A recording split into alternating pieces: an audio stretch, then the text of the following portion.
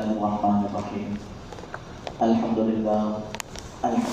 وكفى وسلام على عباده الذين اصطفى. أما بعد، فقد قال الله تعالى في القرآن المجيد: أعوذ بالله من الشيطان الرجيم. بسم الله الرحمن الرحيم.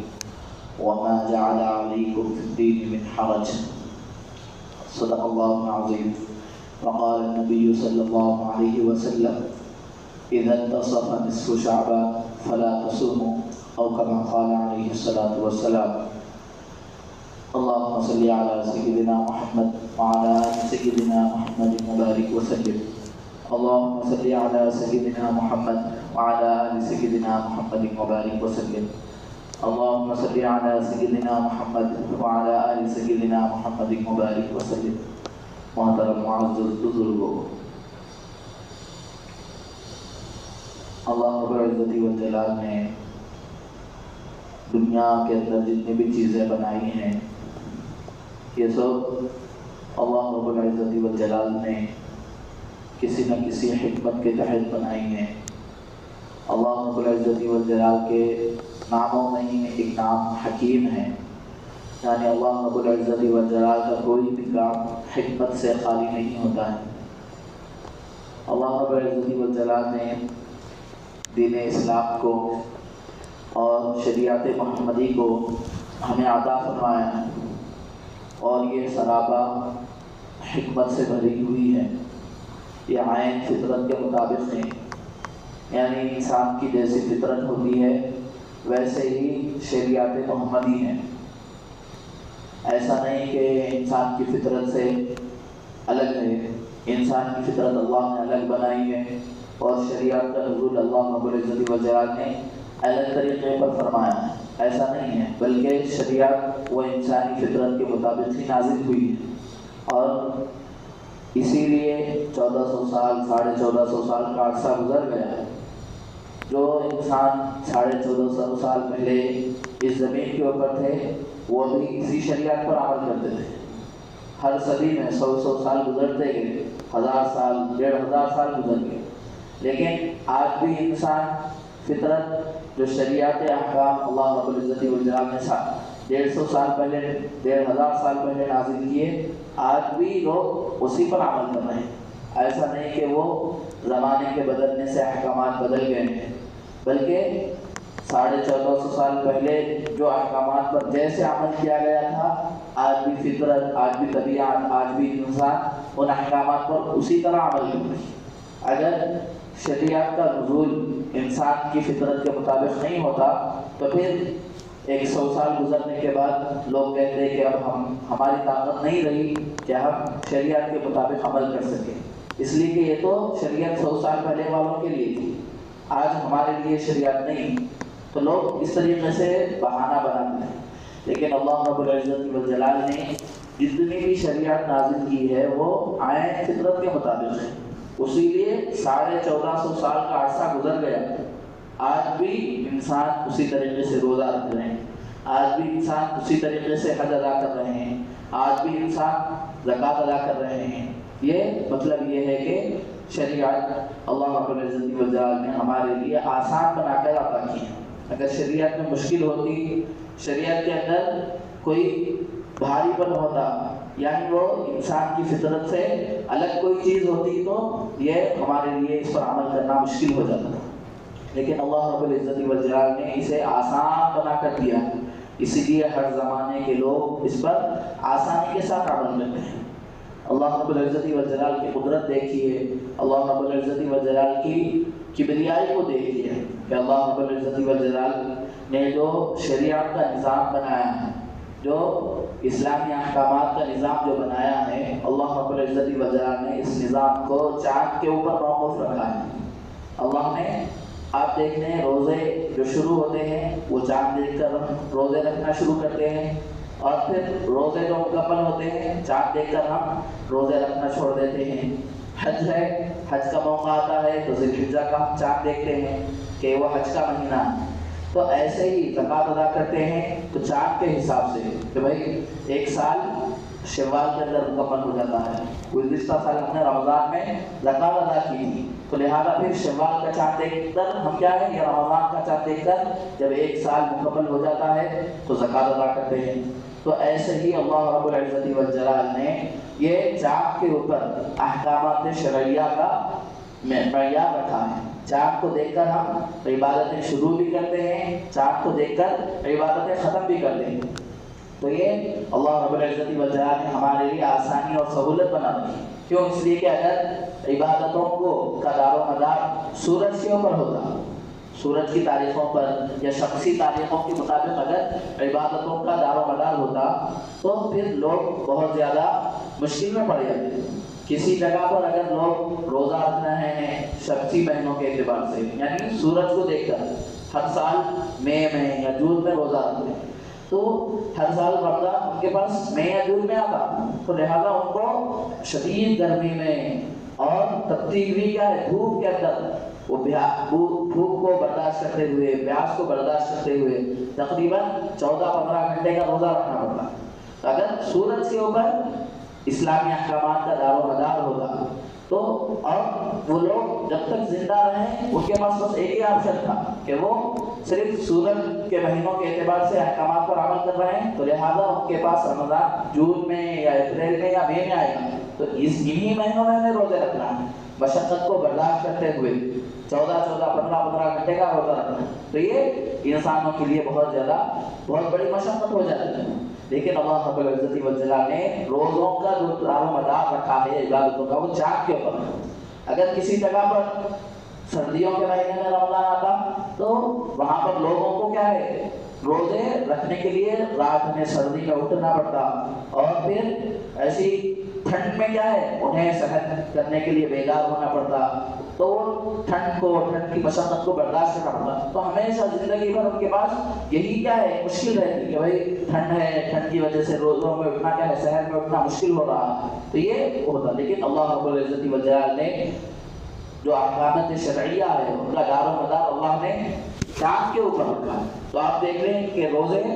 ہر سال کیا ہے بدلتے رہتے ہیں، مہینے بدلتے رہتے ہیں، کہ گزشتہ پچھلے سالوں میں روزے ہمارے پاس گرما کے موسم میں آتے تھے، اپریل کے مہینے میں، مئی کے مہینے میں، جون کے مہینے میں، لیکن اب وہ چاند جیسے کیا ہے چاند کی تاریخوں کے اعتبار سے روزے اب سردیوں کے موسم میں آنا شروع ہو گئے، کیا فروری کے مہینے میں روزے شروع ہوئے، تو لہٰذا اس کی وجہ سے انسان کو سہولت ہوتی ہے کہ گزشتہ سالوں میں ہم نے روزے رکھے تھے گرما کے موسم میں، اب ہمیں روزے رکھنے مل رہے ہیں سردیوں کے موسم میں، تو یہ اللہ رب العزت والجلال کا ہم پر احسان ہے، انعام ہے کہ اللہ رب العزت والجلال نے ہمارے لیے شریعت کو آسان بنا دیا ہے۔ کسی ایک موسم کے ساتھ اللہ نے شریعت کو معین نہیں کر دیا کہ اسی موسم کے اندر روزے رکھنا ہے، اسی مہینے میں روزے رکھنا ہے، ایسا نہیں۔ یہ چاند کے اعتبار سے اگر ہم حساب رکھیں عبادتوں کا تو پھر یہ سہولت ہمارے لیے، اگر چاند کے اعتبار سے ہم یہ اعتبار نہیں ہوتا، سورج کے اعتبار سے حساب ہوتا، تو پھر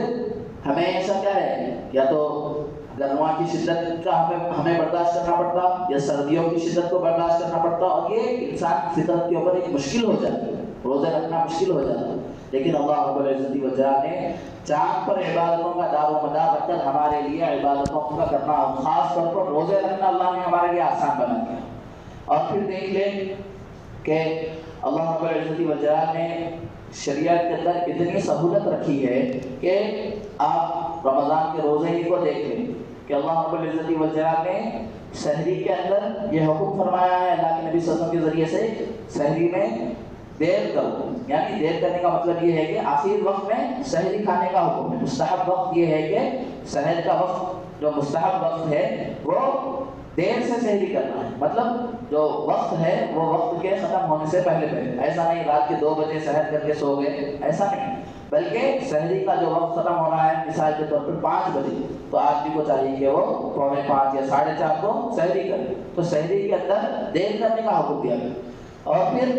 افطار کو دیکھ لیں کہ افطار میں حکم دیا گیا کہ جلدی کریں، یعنی ایسا نہیں ہے کہ 5 بجے اگر افطار کا وقت ہو رہا ہے تو 4 بجے افطار کرنا، یہ نہیں ہے مطلب، مطلب یہ ہے کہ جیسے ہی افطار کا وقت ہو جائے، یعنی 6 بجے اگر افطار کا وقت ہو رہا ہے تو فوراً 6 بجے روزہ کھولیں، ایسا نہیں 6 بجے ہو رہا ہے تو 7 بجے۔ تو اس کی وجہ سے یہ جو احکامات ہیں اللہ رب العزت والجلال کی جانب سے یہ انسان کی فطرت کے مطابق دیے گئے۔ کیوں؟ اس لیے کہ دیر ہم آخری وقت میں سحری کریں گے اور پہلے وقت میں اول وقت میں افطار کریں گے، تو جو درمیان کا بھوکا رہنے کی جو وقت ہے یہ بہت کم ہوتا ہے، اور انسان کو اس وقت کا اگر اندازہ بھی لگا لے تو اس کے اوپر کیا ہے بھائی بہت کم وقت کیا ہے ہم نے آج روزہ رکھا ہے، یہ انسان کو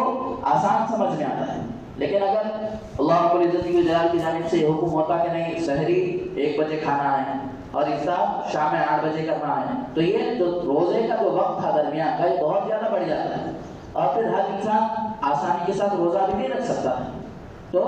یہ انسان فطرت کے اوپر ایک مشکل ہو جاتی تھی، روزہ رکھنا اس کے لیے مشکل کام ہو جاتا تھا۔ لیکن اللہ رب العزت والجلال نے آسان بنا کر ہمارے لیے حکم دیا ہے کہ سحری میں آخر وقت میں کھانا ہے، یعنی تاخیر کرنا ہے، اور پھر افطار جیسے ہی افطار کا وقت ہو جائے تو فوراً افطار کرنا ہے۔ یہ ہمارے لیے اس میں آسانیاں ہیں۔ تو اللہ رب العزت والجلال نے دین اسلام کو ہمارے لیے آسان بنا کر پیش کیا۔ ایسی بہت ساری مثالیں ہیں، جیسے آپ دیکھ لیں کہ اللہ کے نبی صلی اللہ علیہ وسلم نے فرمایا کہ جب بچہ 7 سال کا ہو جائے تو اس کو نماز کا حکم دو، نماز کا حکم دو، اور جب بچہ پھر 12 یا 13 سال کا ہو جائے تو اس وقت بچے کو اب نماز نہ پڑھنے کے اوپر مارو۔ یہ اللہ کے نبی صلی اللہ علیہ وسلم کا حکم ہے۔ کیوں دیا گیا حکم؟ یہ 7 سال میں بھی حالانکہ بچہ نہ بالغ ہوتا ہے اور نہ بچے کے اوپر نماز کے فرض ہونے کا وقت ہوتا ہے، تو اس کے باوجود پھر اللہ رب العزت والجلال نے یہ حکم کیوں دیا کہ بچے کو 7 سال کی عمر میں ہی نماز ہو؟ کیوں؟ اس لیے کہ اگر بچے کو 7 سال کی عمر سے ہم نماز کی پابندی کرائیں گے، نماز کے لیے اس کو نماز کا عادی بنائیں گے، تو جب بچہ 12 سال 11 سال کا ہو جائے گا، جب بالغ ہو جائے گا تو اب نماز پڑھنا اس کے لیے کوئی مشکل کام نہیں ہوگا۔ کیوں؟ اس لیے کہ وہ 7 سال کی عمر سے ہی کیا ہے نماز پڑھنا شروع کر دیا، تو اب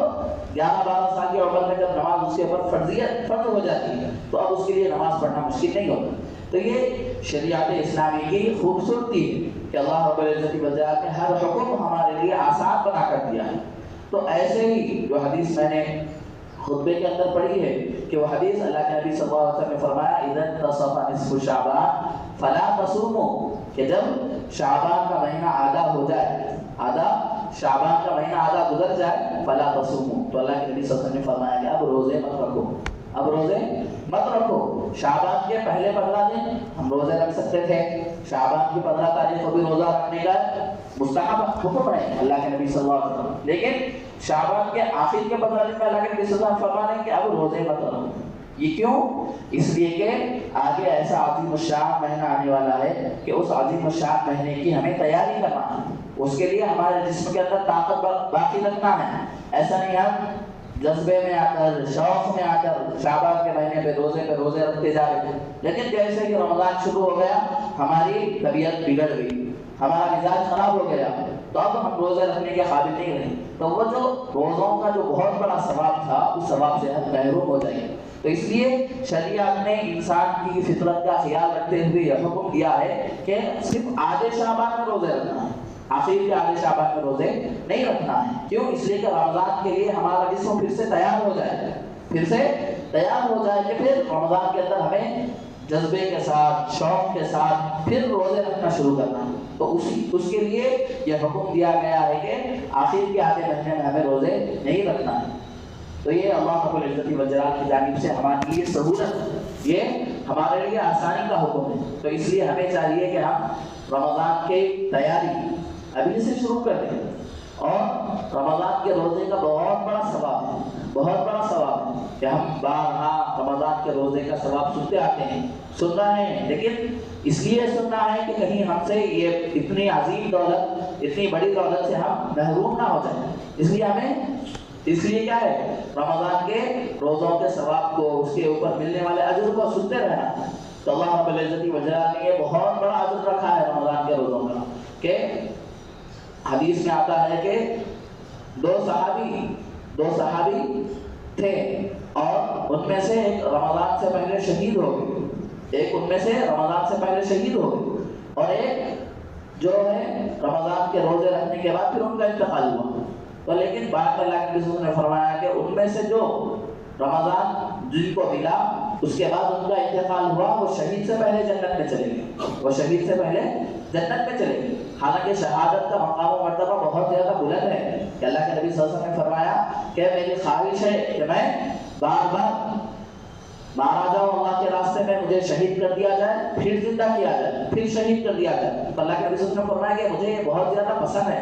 شہادت کا مقام و مرتبہ اتنا بلند ہے، لیکن اس کے باوجود اللہ کے نبی صلی اللہ علیہ وسلم فرما رہے ہیں کہ ایک بھائی کہ جن کو رمضان نہیں ملا، رمضان سے پہلے شہید ہو گئے، لیکن دوسرے بھائی شہید نہیں ہوئے لیکن رمضان کے روزے انہوں نے رکھے، رمضان کی عبادتیں انہوں نے کی، تو اللہ رب العزت والجلال نے اس شہید بھائی کے جنت میں پہنچنے سے پہلے یہ جو رمضان کے روزے رکھے ہیں اللہ رب العزت والجلال نے ان کو جنت میں پہنچا دیا۔ ٹھیک ہے، رمضان کا بہت بڑا اجر و ثواب ہے، رمضان کا ایک ایک وقت، ایک ایک لمحہ بہت ہی قیمتی ہے۔ ایسا نہیں کہ اس کو ہم جیسے 11 مہینے گزار رہے ہیں غفلت میں گزارنا ہے، ایسا نہیں ہے، بلکہ اپنے آپ پہ، اپنے اوقات پہ ہمیں کنٹرول کرنا چاہیے اب سے ہی، ہر چیز میں کنٹرول، کھانے پینے کے حساب سے، اور ہم موبائل فون دیکھنے کے عادی ہیں تو اس کے حساب سے، دوستوں سے ملاقات کرنے کے عادی ہیں تو اس کے حساب سے۔ تو یہ ابھی سے ہم اپنے جو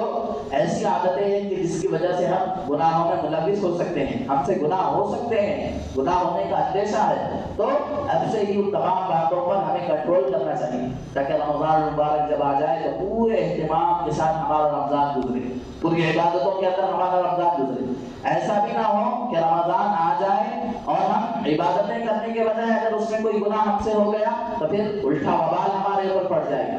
جیسے یہ بات بھی ہمیں ذہن میں رکھنا ضروری ہے، جیسے آدمی یہاں پر گناہ کر رہا ہے تو اس گناہ کا کیا ہے، وہ بھی گناہ ہے، لیکن اس کی سزا کیا ہے، اس کے حساب سے ملے گی۔ یعنی ایک عام جگہ ہے، عام جگہ پر آدمی گناہ کر رہا ہے تو اس کی سزا اس کے حساب سے ملے گی، لیکن کوئی آدمی کعبۃ اللہ میں جا کے گناہ کر رہا ہے تو لہٰذا اس کی اب سزا بڑھ جائے گی۔ کیوں؟ اس لیے کہ وہ ہماری اس مقام سے بڑھ کر کیا ہے، اس مقام سے کعبۃ اللہ کا درجہ بہت زیادہ بڑھا ہوا ہے۔ اگر کوئی آدمی وہاں پر گناہ کرے گا تو لہٰذا وہاں پر گناہ کرنے کی وجہ سے اس کے گناہ میں کیا ہے، اس کی سزا میں اور زیادہ اضافہ ہو جائے گا۔ ایسے ہی یہ جو ایام چل رہے ہیں رمضان کے علاوہ کے ایام، اگر ان ایام میں ہم سے کوئی گناہ ہو گیا تو لہٰذا ان ایام کے حساب سے اللہ رب العزت والجلال ہمارے اس گناہ کی سزا دے گی، لیکن اگر رمضان میں ہم سے کوئی گناہ سرزد ہو گیا تو پھر رمضان کے مہینے کی جو حرمت ہے وہ حرمت کو ختم کرنے کی وجہ سے اللہ رب العزت والجلال پھر ہمارے گناہ میں اتنا زیادہ اضافہ کر دیں گے، ہماری سزاؤں میں اتنا زیادہ اضافہ کر دیں گے۔ تو اگر ہم رمضان میں عبادتیں اگر مکمل طور پہ جیسے رمضان کی عبادتیں کرنا چاہیے تھا ویسے نہیں کر سکتے ہیں تو ہمیں چاہیے کہ رمضان کی بے حرمتی بھی نہ کریں، رمضان کی بے حرمتی بھی نہ کریں۔ ایسا نہیں کہ رمضان چل رہا ہے ہم موبائل فون میں مصروف ہیں، فون میں گانے سن رہے ہیں، اور بھی بہت ساری چیزیں ہیں، گناہ کے کام ہیں وہ کر رہے ہیں، تو اس سے رمضان کی جو حرمت ہے، رمضان کی جو عظمت ہے، رمضان کا جو احترام ہے وہ ختم ہو جائے گا۔ تو ہرگز ہمیں یہ نہیں کرنا چاہیے، اس لیے کہ رمضان کی عظمت کو، اس کے احترام کو اگر ہم پامال کریں گے تو پھر اللہ رب العزت والجلال اس پامال کرنے کی وجہ سے ہمیں بہت سخت گناہ میں بہت سخت سزا دینے والے ہیں۔ تو رمضان کی عظمت، رمضان کی اہمیت ہمارے دلوں میں بٹھانا ہے، ہر اعتبار سے رمضان کے اعمال کی حفاظت کرنا ہے۔ اور خصوصاً یہ بات میں عرض کرنا چاہتا ہوں کہ استقبال رمضان کے عنوان سے ہم تقریریں سنتے ہیں اور بھی بہت ساری باتیں سنتے رہتے ہیں۔ رمضان کا استقبال یہی ہے کہ ذہنی اعتبار سے ہمیں اپنے ذہن کو تیار کرنا کہ میں اس سال انشاءاللہ پورے روزے رکھوں گا، اس لیے کہ کام ہر ایک کے ساتھ لگا ہوا ہے۔ آدمی کو روزہ چھوڑنا کسی بھی حالت میں درست نہیں، کیسا بھی سخت سے سخت کام ہو، مشکل سے مشکل ترین کام ہو، آدمی کو روزہ چھوڑنے کی اجازت نہیں ہے شریعت کی طرف سے۔ آدمی اگر کیسے بھی آگ کی بھٹی میں کام کرتا ہو، گولے کی کار میں کام کرتا ہو، اس کو اس کی جان کے، لیکن ایسے آدمی کو بھی روزے چھوڑنے کی اجازت نہیں دی گئی ہے شریعت میں۔ ایسے آدمی ایسا بیمار ہو گیا کہ پھر اس کو زندگی میں پھر صحت ملنے کی امید نہیں، ایسے بیمار کو ہی شریعت نے رخصت دی۔ مسافر کی تو الگ بات ہے، لیکن ایسا بیمار ہے آدمی، ایسے مرض میں مبتلا ہے کہ زندگی میں پھر اس کو صحت ملنے کی امید نہیں ہے، تو صرف ایسی حالت میں ہی کیا ہے اس کو روزہ چھوڑنے کی ضرورت. تو اس لیے ہمیں چاہیے کہ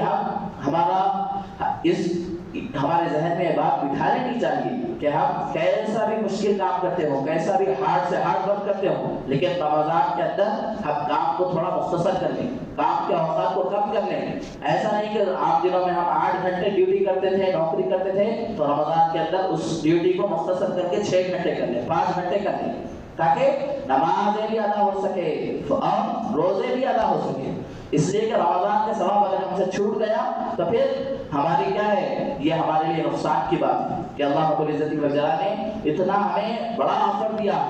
اتنا عظیم الشان اللہ رب العزت والجلال نے ہمارے سامنے ایک میلہ لگا دیا. جیسے ایگزیبیشن لگتا ہے اور بھی بڑے بڑے میلے لگتے ہیں، اس میں کیا ہوتا ہے کپڑے ایک لیے تو 2 فری مل جاتے ہیں، کوئی چیز ایک خریدے ہیں تو 2 چیزیں اس کے اوپر فری مل جاتی ہیں. تو لوگ کیا ہے دوڑتے ہیں خریدنے کے لیے، کیوں؟ اس لیے کہ اس آفر سے فائدہ اٹھائیں. تو یہ رمضان المبارک بھی اللہ رب العزت والجلال کی طرف سے ایمان والوں کے لیے ایگزیبیشن ہے. اس کے اندر ایک نیکی کرے تو اللہ رب العزت والجلال اس کے ثواب کو بڑھا دیتے ہیں. تو اس لیے ہمیں انشاءاللہ رمضان کی پورے خوش دلی کے ساتھ اور پورے دل کے ارادے کے ساتھ رمضان کا استقبال کرنا ہے، رمضان کی تیاری کرنا ہے کہ رمضان میں کہیں ہم سے کوئی نماز نہ چھوٹے، کوئی روزہ نہ چھوٹے، کوئی تراویح کی نماز نہ چھوٹے. انشاءاللہ آئندہ جمعہ بھی اس کے اوپر آپ حضرات کے سامنے کچھ باتیں عرض کی جائے گی. اللہ رب العزت والجلال سے دعا ہے کہ جو باتیں کہی گئی اللہ رب العزت والجلال کہنے والے کو، سننے والوں کو اس پر عمل کرنے کی توفیق عطا فرمائے. وآخر دعوانا الحمدللہ رب العالمین. جو حضرات سنت ادا نہیں کی ہوں سنت ادا کر لیں.